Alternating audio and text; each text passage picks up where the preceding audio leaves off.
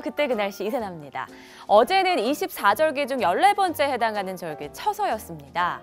옛말에 처서가 지나면 모기도 입이 비뚤어진다라는 말이 있을 정도로 아침 저녁으로는 선선한 기운이 감돌죠. 농사를 짓는 분들에게 이 처서 무렵의 날씨가 참 중요하다고 하는데요. 한낮 햇살은 왕성해야 하고 하늘은 쾌청해야 합니다. 그래야 벼의 이삭을 펼 수 있기 때문이죠. 자, 처서가 하루 지난 월요일 오늘 그때 그 날씨는요. 1991년의 소식을 담아봤습니다. 자, 첫 번째 기사부터 함께 보시죠. 60여 명 사망 실종, 이재민 사망. 네, 첫 소식부터 좀 어둡습니다. 91년 오늘도 이 태풍이 한반도를 집어삼키고 있었습니다. 바로 12호 태풍 글래디스였는데요. 글래디스는 8월 23일에 남해안에 상륙했습니다. 태풍이 상륙한 다음 날 피해를 집계한 결과 60여 명의 사망자와 4만여 명의 이재민이 발생했습니다.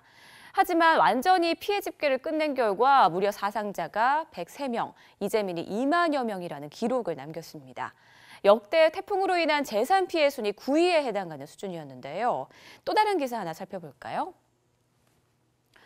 부산 사상 최대의 폭우다. 네, 이 태풍이 남해안으로 상륙하면서 부산이 큰 피해를 입었는데요. 부산에는 23일 하루 동안 무려 439mm라는 기록적인 폭우가 쏟아졌습니다. 역대 태풍으로 인한 누적 강수량 4위에 해당하는 기록입니다. 결국 지금 사진에서 보이는 것 같은 결과를 가져왔는데요. 이곳은 바로 부산 동래구 안락동이라고 합니다. 지금 보시면요. 대형 화물차가 절반 정도 물에 잠겨 있고요. 지금 어디가 어딘지 구분이 안 될 정도로 물이 많이 들어찼습니다.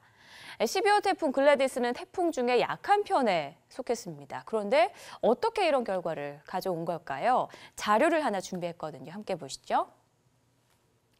네, 지금 실선으로 보이는 것이 실제 글래디스의 진로도고요. 점선은 예상 진로도입니다.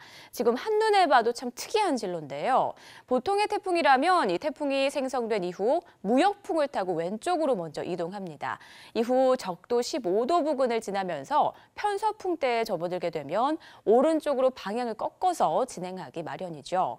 그래서 우리나라 기상청에서도 이 보통의 흐름처럼 대한해협으로 빠져나갈 것으로 당초 예상을 했습니다.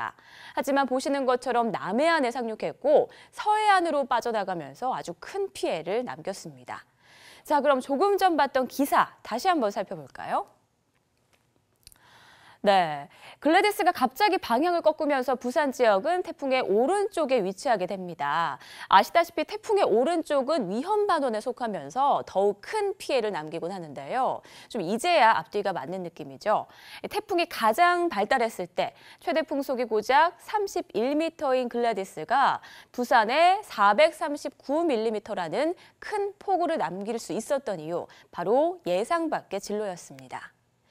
글래디스는 기상예보기관의 뒤통수를 제대로 친 태풍 가운데 하나였습니다. 저희가 태풍 예보를 할 때 태풍의 진로는 유동적이다, 최신 기상 정보를 계속 참고해달라 이런 당부 말씀 자주 드리는데요. 흔하지 않지만 언제든 이런 경우가 발생할 수 있기 때문이죠. 우리도 지금 태풍 고니가 북상을 하고 있는데 태풍이 소멸할 때까지 긴장 늦추지 마시고 최신 기상 정보 항상 참고하시기 바랍니다. 지금까지 그때 그 날씨의 이세나였습니다.